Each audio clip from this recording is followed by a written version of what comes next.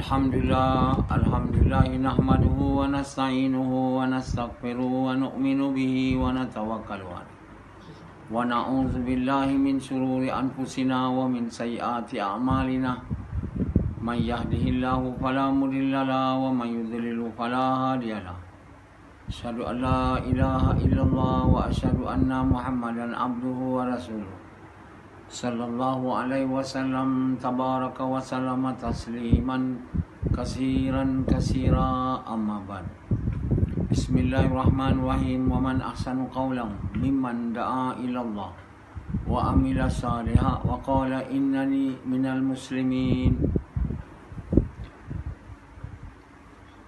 Tuan-tuan bapa-bapa sekalian, dalam Quran semua Allah bagi tahu semua yang berjaya ni beriman, beramal saleh, atau orang yang takut dengan Allah. The people who are conscious of Allah. Orang yang takut dengan Allah, orang yang takwa, dan orang beriman, beramal saleh. Dan ada kala dia waqala innani minal muslimin. Orang yang menyerah diri. Orang yang menyerah diri ni orang yang dah tak ikut nafsu. Maknanya tak buat ikut suka dia lah. Wa qala innani minal muslimin. Dan akulah orang yang menyerah diri. Kenapa dia boleh cakap dia menyerah diri? Maknanya dia tak ikut suka dia lah. Dia tak ada ikut dalam hidup dia, suka dia. Dia semua perkara dalam hidup dia ikut suka Allah, bukan suka hati. Itu wa qala innani minal muslimin. Itu sama dengan orang yang wa amila salih. Kan?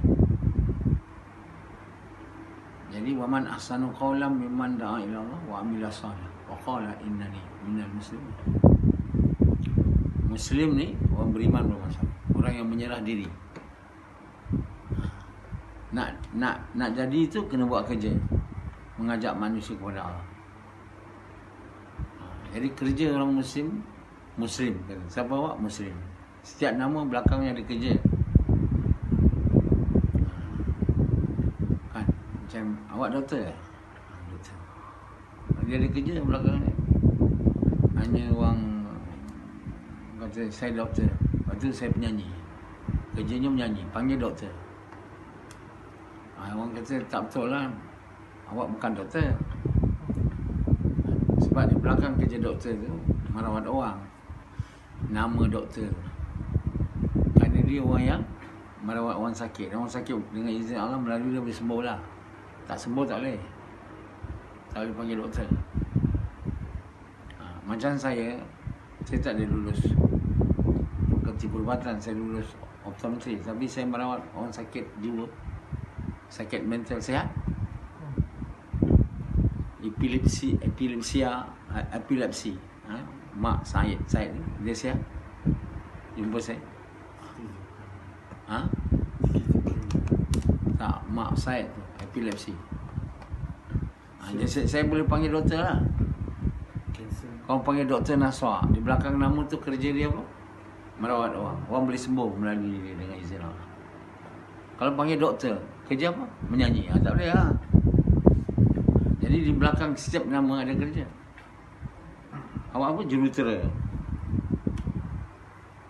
Awak apa? Pensyarah. Kan? Awak apa? Muslim. Jadi belakang Muslim ni dia ada kerja.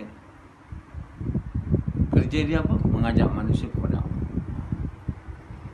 Itu jelas kalau kita tafsir ayat ni. Kerja orang Muslim ni ialah mengajak manusia. Nak jadi Muslim, kena buat kerja tu. Kalau tak buat kerja tu, tak boleh jadi Muslim. Tak boleh jadi orang yang menyerah diri. Menyerah diri tu apa? Tak ikut nafsu dah. Ikut kehendak Allah. Jadi untuk itu, dia kena ada, Allah akan beri dia ilmu sebelum dia jadi Muslim. Tahu apa Allah mahu. Dia kena diberi ilmu. Kalau tidak, dia tak boleh jadi Muslim. Dia kena diberi ilmu. Sebab itu ilmu tu maknanya tahu apa Allah mahu. Orang berilmu, orang yang tahu apa Allah mahu, itu sebenarnya. Sebab itu dinamakan orang alim. Ini tak. Orang alim belajar agama. Siapa belajar agama? Orang alim. Jadi sekarang ni faham orang alim ni, orang belajar agama. Orang belajar agama secara formal lah. Pergi universiti, pergi madrasah.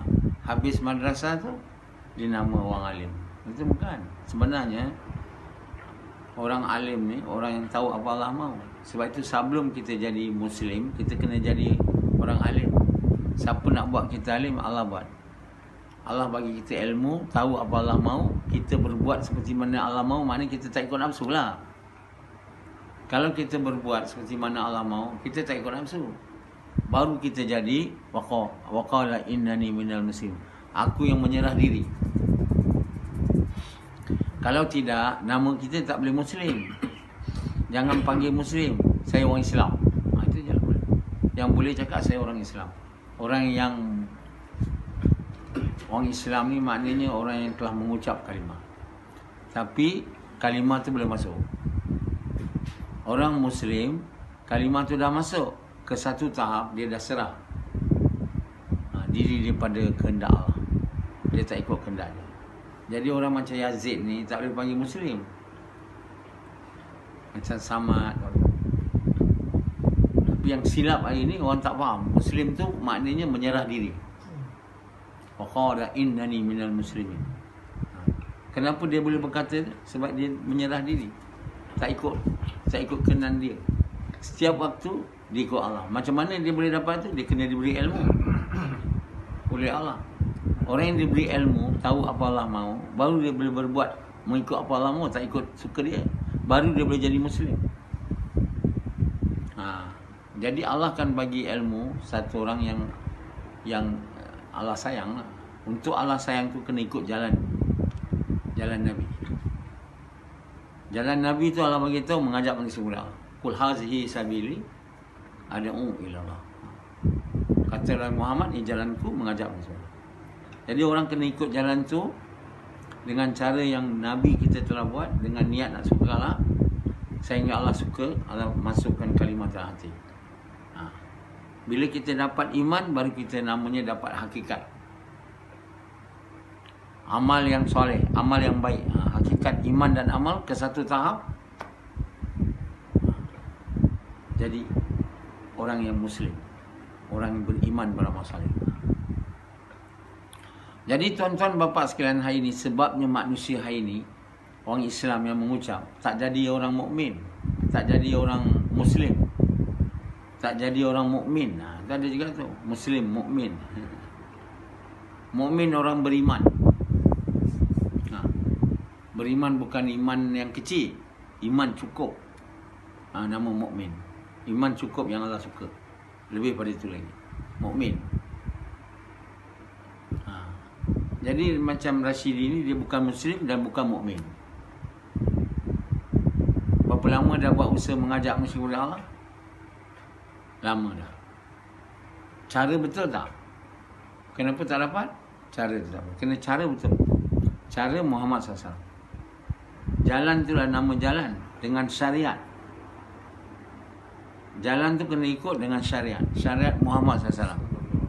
Baru dapat hakikat. Mana betul punya iman. Kalau tidak, tak dapat iman. Dapat percakapan iman saja. Hakikat dapat. Jadi selama dapat percakapan iman bukan iman sebenarnya. Percakapan iman bukan iman. Percakapan ni.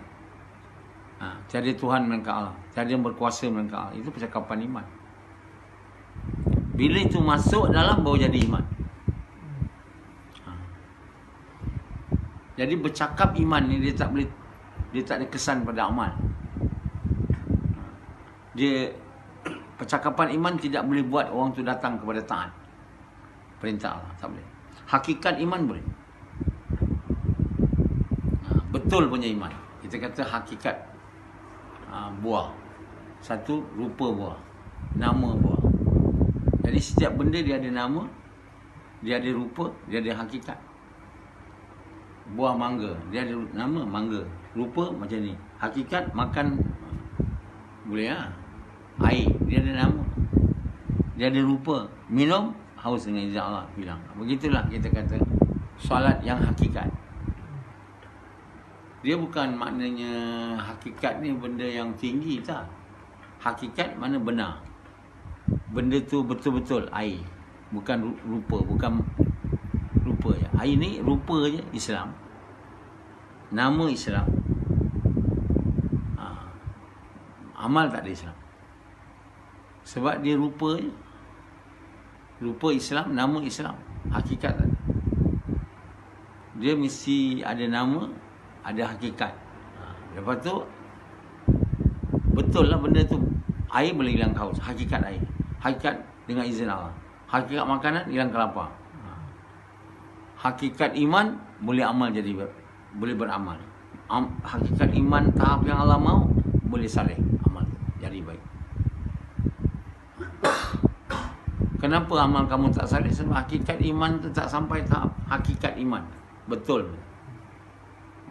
Jadi yang betul inilah hakikat iman ni ke tahap yang Allah mahu, dia jadi amal jadi soleh. Jadi orang beriman beramal soleh. Jadi daripada orang masuk Islam kepada orang beriman, kepada orang beriman beramal soleh. Kerana kepada kekasih Allah. Dia bukan terus saja tuan. Jadi kalau kita belum jadi beriman beramal soleh, mana dapat jadi kekasih Allah? Sebab tu dia orang kata kekasih Allah ni Nabi je, orang lain tak ada. Sebab dia tak ikut jalan Nabi. Mana nak jadi? Orang Islam semua umumnya tak percaya ada orang boleh jadi kekasih Allah. Dia kata tak nampak pun, tak jumpa. Kekasih Allah ni dia punya cakap doa. Lawan dia Allah istihad perang dekat orang. Bukan main-main. Jadi dalam cakap dia doa, Allah SWT dengar. Solat dia sampai ke langit. Dia buat gas, buat dakwah. Assalamualaikum. Itu naik ke langit dia. Yang hakikat tak ada, tak naik ke langit, naik kat telinga.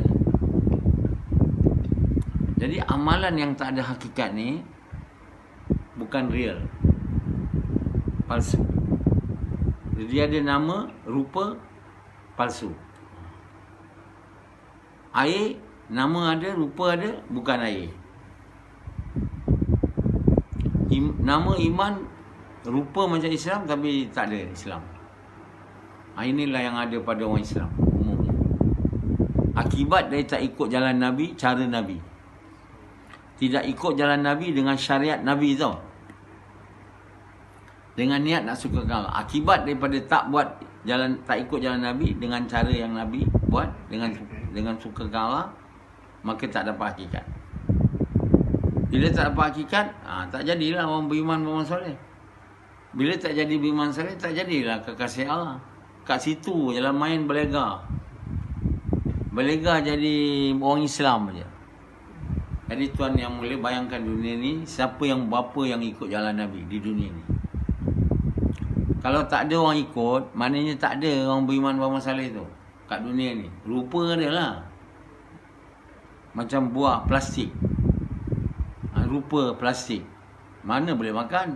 Bukan hakikat buah plum, buah mangga. Rupa je plastik. Cantik betul-betul macam buah mangga.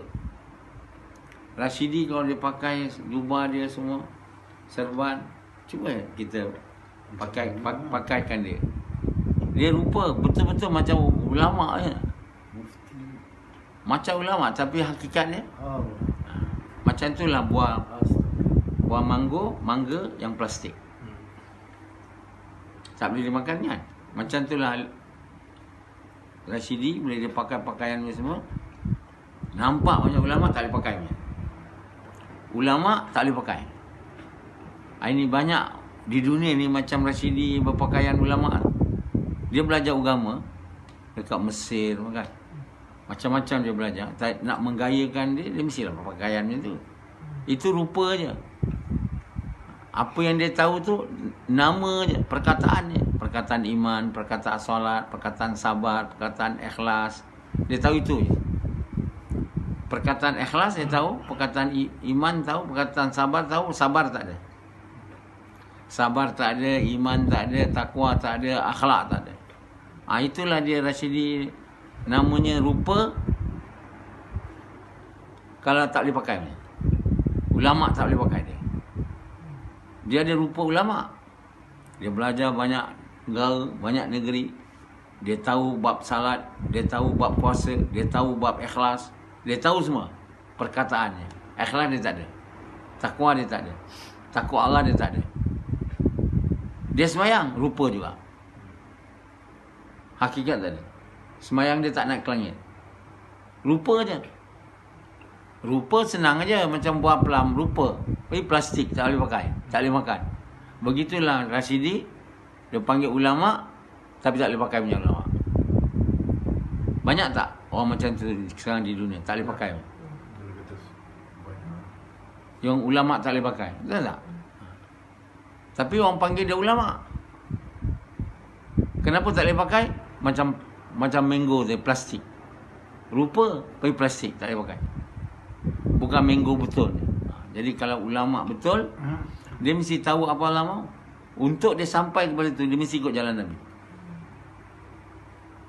Dia tak boleh tak ikut jalan Nabi. Belajar agama je, tak ikut jalan Nabi, dia takkan dapat hakikat.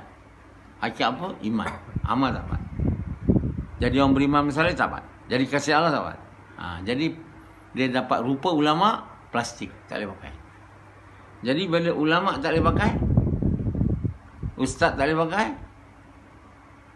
orang alim tak boleh pakai, apa jadi? Rosak lah. Orang yang bukan ulama yang tu memang dia rupa pun tak ada. Rupa ulama pun tak ada. Rupa ustaz pun tak ada. Rupa orang agama tak ada. Macam Rashidi sekarang. Dulu waktu dia tu dia rupa. Bergaya betul. Saya masih ingat lagi rupa dia. Masih segar dekat kepala saya. Waktu mula dia jumpa saya. Dia diperkenalkan kepada saya. Rashidi, ini syura Malaysia. Dia kata. So Rashidi beritahu saya syura yang digeruni dan kaya. Saya masih ingat lagi rupa dia. Tak macam sekarang. Macam sekarang dia rupa bukan orang alim. Kan, yang masa dia jumpa saya dulu tu 20 tahun dulu tu, dia rupa ulama. Tak, dia rupa ulama kan, tapi tak boleh pakai. Sekarang ni dia apa rupa pun tak ada. Memang sepatut dia rupa macam ni sebab dia tak boleh pakai. Sepatutnya dia rupa macam ni, dia tak boleh pakai punya. Macam mana nak jadi rupa ulama? Rupa je buat apa? Mesti ulama boleh pakai. Jadi dia orang Islam aja. Pakailah macam tu. Janganlah pakai macam ulama. Itulah.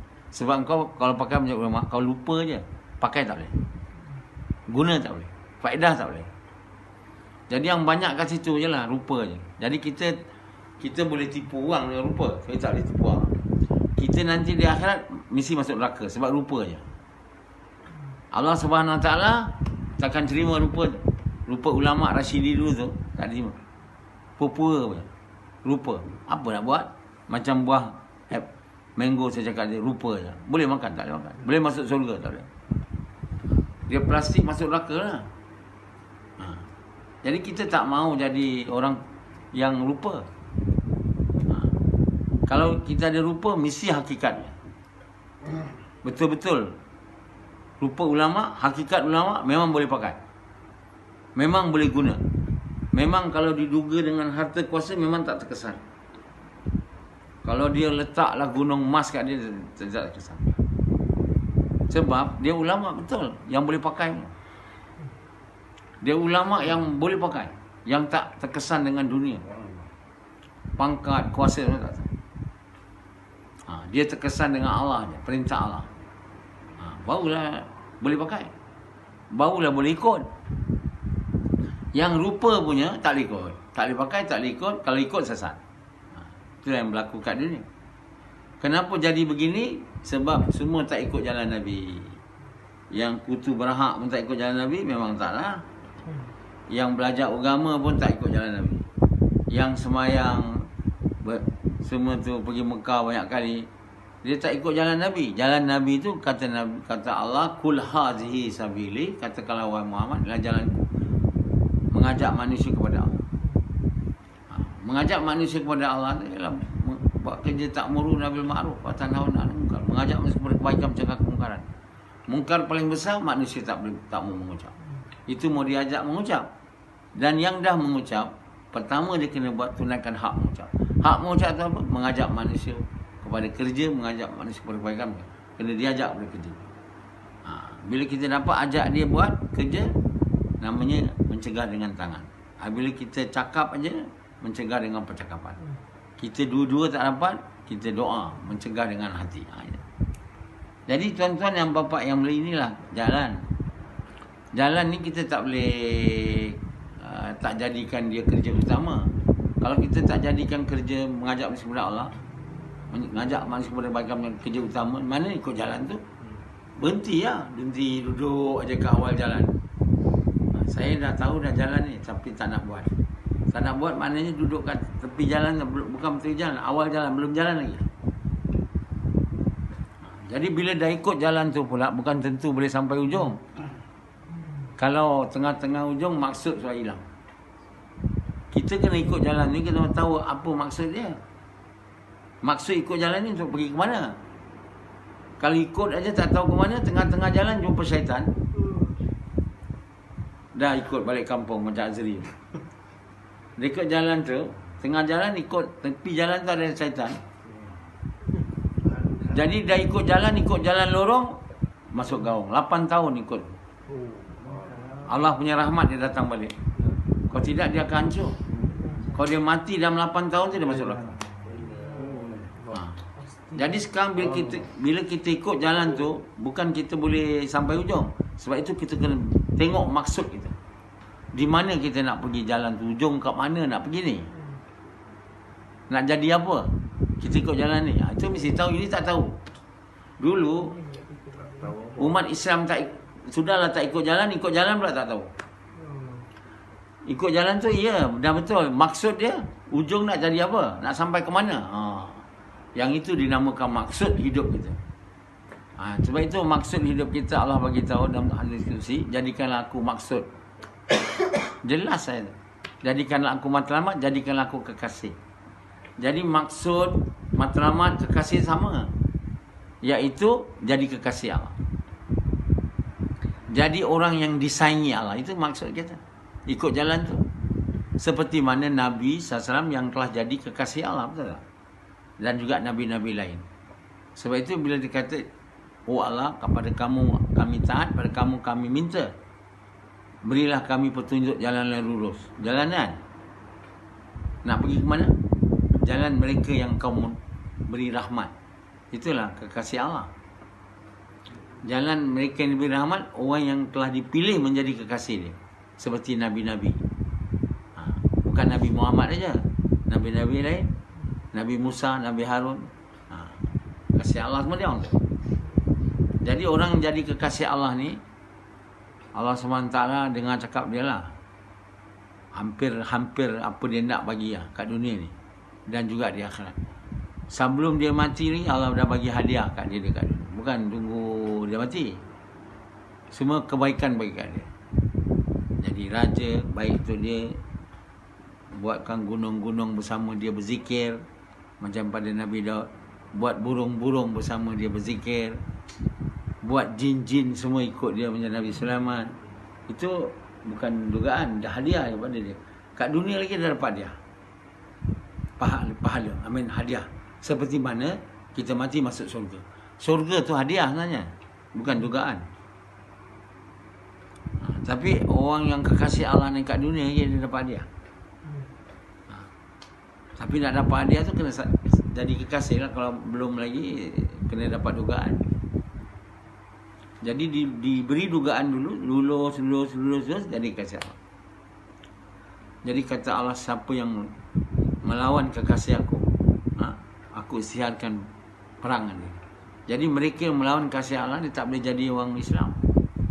Allah mesti tak terima kalimah dia, walaupun dia orang Islam. Jadi orang yang melawan kekasih Allah ni, dia akan berperang dengan Allah dan tak mungkin dia boleh menang lah. Siapa yang berlawan dengan alam tak mungkin menang. Tak boleh menang. Pasti dia masuk neraka. Dan pasti kalimah yang dia jawab, yang dia cakap tak dia terima. Jadi mereka yang melawan saya, nak, kamu boleh tengok sekarang apa jadi kat dia. Kalau dia jadi kekasih Allah, saya yang bukan. Kalau saya kasih Allah, dia jadi tak betul dia. Jadi bila kita lawan kekasih Allah ni, kita takkan ada pintu untuk, makna kita dilaknat. Apa makna laknat? Pintu untuk kita dapat hidayah dah tak ada. Tutup. Itu nama dilaknat. Tak boleh dapat dah. Kita dah lihat berapa orang yang cuba ikut saya, tak dapat buat. Sebab dia dah lari tu. Dan belum bertaubat dengan sebenar-benarnya. Yang Allah terima. Jadi tuan-tuan bapa sekalian, Allah Subhanahu Wa Taala sangat sayang berkasih dia. Kenapa tidak? Dia menjadikan kerja dia mengajak manusia kepada Allah. Kenapa tidak Allah jadikan dia kekasih? Dia buat kerja paling Allah suka. Walau dia ummi, tak tahu baca. Walau dia tak tahu menulis. Walau dia tak ada pelajaran tinggi. Walau dia miskin, dia akan dapat segalanya. Sebab itu Allah bagi tahu, kalau kamu dapat aku, kamu dapat segalanya. Kamu hilang aku, kamu hilang. Apa saja keadaan, Allah akan buat baik kat dia. Wabak COVID ni tak boleh kena kat dia. Mana boleh kena kat dia? Wabak COVID-19 ni boleh kena kekasih Allah? Tak boleh. Mana boleh Allah bagi? Dia boleh kena kat Rashidi. Rashidi bukan immune. Sebab dia dia bukan kekasih Allah. Anytime dia kena ikut peraturan. Tapi kasih Allah ni dia tak boleh kena. Walaupun dekat dengan kuman tu, katakanlah Allah akan pelihara. Allah akan pelihara dia daripada segala keburukan. Allah akan beri dia dalam keadaan buruk pun baik. Dalam keadaan dihina pun mulia. Oh, itu dia. Jadi kita jangan susah hati nak jadi. Bukan kita jangan tak mau jadi kasih Allah ni. Bodohlah orang yang tak mau jadi kasih Allah. Apa pasal kau tak mau jadi kasih Allah? Sedangkan Allah lah memiliki segalanya. Memiliki buruk pun dia, memiliki baik pun dia. Memiliki mulia pun dia, memiliki hina pun dia. Dia boleh bagi kita mulia, dia boleh bagi kita hina. Dia boleh bagi kita baik, dia boleh bagi kita buruk. Dah tu, kalau kita baik dengan dia, kekasih dia, takkanlah dia nak bagi buruk kat kita pula. Ada? Jadi kita kalau tak jadi kekasih Allah, kita belum capai maksud kita. Jadi jalan ujung tu kekasih Allah. Dan kekasih Allah ni tentulah Allah masuk ke dalam surga, ke akhirat kan. Takkan pula kekasih dia masuk neraka pula. Tak mungkin. Bagaimana tak mungkinnya di dunia ni kekasih Allah dapat musibah. Kalau didatangkan bala, Allah bagi tahu kekasih Allah, kau keluar daripada tempat ni. Aku nak turunkan bala sini. Macam mana Allah suruh Nabi-Nabi. Jadi hari ni bila wabak ni kena kat kita, kita mesti percaya kita bukan kasih Allah. Masjid kita wabak ni datang, punca pada segala wabak tu. Bagaimana mungkin kita kekasih Allah? Bagaimana mungkin usaha kat masjid tu usaha melahirkan kekasih Allah? Tak boleh. Tak ada seorang pun. Jadi maknanya kita tak berada di jalan itu lagi. Belum berada di jalan itu lagi. Belum ada lagi kat jalan tu. Jalan tu apa? Mengajak manusia kepada Allah. Maksud mengajak manusia kepada Allah apa? Mengajak yang belum Islam. Ucap kalimah. Itu. Kalau kita tak buat kerja ni, kita belum berada di jalan. Dan mengingatkan orang Islam yang telah mengucap untuk buat kerja. Ta'muruna bil ma'ruf wa tanhauna 'anil munkar. Dan semayang. Kalau kita buat kerja ni di lorong-lorong, di jalan-jalan dengan korban harta diri lah, dan sedia serah diri apa saja. Kerana kita buat untuk Allah suka, bukan kita suka. Mana tempat pun kita boleh pergi. Ke mana pun kita boleh pergi. Korban harta semua kita boleh buat. Kita nak takut apa? Kita nak buat Allah Tuhan kita suka dengan kita, sayang dengan kita. Jadi inilah benda yang paling besar. Dan untuk sayang Allah tu masuk dalam hati, sayang bini anak mau keluar. Sayang bini, anak yang kita selalu, harta, kerja, semua kena keluar. Kalau tak nak keluar, tak boleh masuk lah. Macam Yazid, tak nak keluarkan cinta bini. Boleh masuk cinta Allah. Dah dia tahu tak boleh. Tapi dia tak nak buat. Sebab sayang sangat. Dia tahu kalau dia tak keluarkan cinta bini, cinta Allah tak boleh masuk kan. Dia tahu tak? Tahu. Tapi dia nak buat tak? Tak, dia nak buat tak? Jawab. InsyaAllah. Mak pula insya-Allah kau tak nak buat. Janganlah cakap insya-Allah. Itu menipu saya. Dia tak nak buat. Cakap saya tak nak buat. Senang cerita kan? Saya tak nak buat. Insya-Allah tak boleh. Bila insya-Allah itu dah 10 tahun berlalu, insya-Allah lagi apa benda tu? Itu penipunya insya-Allah. Betul tak? Jangan kita cakap insya-Allah saya tak mau buat. Kenapa tak mau buat? Sebab sangat cinta. Dia kerana sangat cinta itulah kita kena buat. Baru cinta tu keluar. Barulah Allah masuk. Barulah jadi beriman soleh. Itu sebab Nabi-Nabi apabila dia cinta isteri anak, disuruh tinggalkan anak isteri dia di padang pasir. Kalau dia jadi macam Yazid tak mau ikut, boleh jadi. InsyaAllah. Buat tidak? InsyaAllah. Itu nama menipu. Tak boleh jadi Nabi tu. Dia kena buat.